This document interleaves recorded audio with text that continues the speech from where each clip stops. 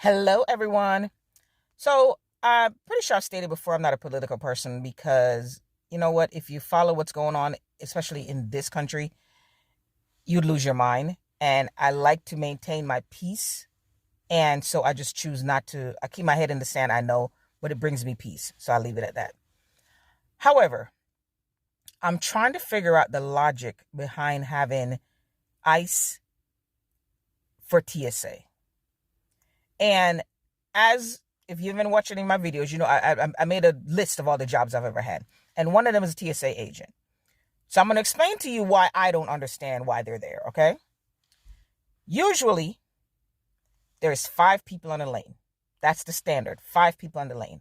They can have 4 in a crunch, but it's 5. You have the person sitting at the X-ray machine. Okay. That person can only sit there for 30 minutes. After 30 minutes, they have to rotate with somebody else on their lane. You have the person standing behind the person sitting at the X-ray machine. That person's like their second eye. So if the person looking through the X-ray the screen sees something they don't like, they can ask the person behind them, hey, what does that look like to you? How does that look to you? They don't recognize it? That person behind them is going to grab the bag, flip it around, turn it around, and send it through the machine again. If it still doesn't look good to them, then that person that's behind them is going to grab the bag, take it down to the end, ask you, hey, whose bag is this? I need to look through the bag, blah, blah, blah. That's the person. You have the person standing next to the metal detector. That's possible. I could see that person. You have your 4th person.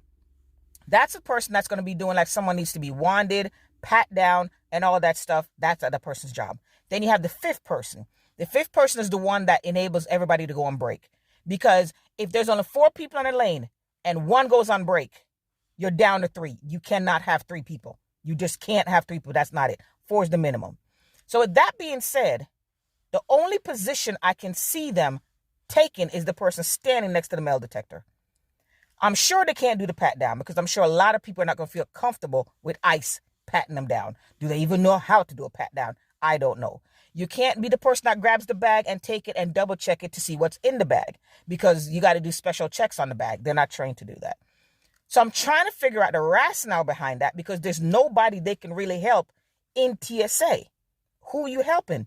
It's not as if you hear people going crazy because of the long line to where you're going to need security to keep people in order from going crazy. I haven't heard anybody go crazy. But you didn't say for security, you say you're going to help TSA. But my question is how?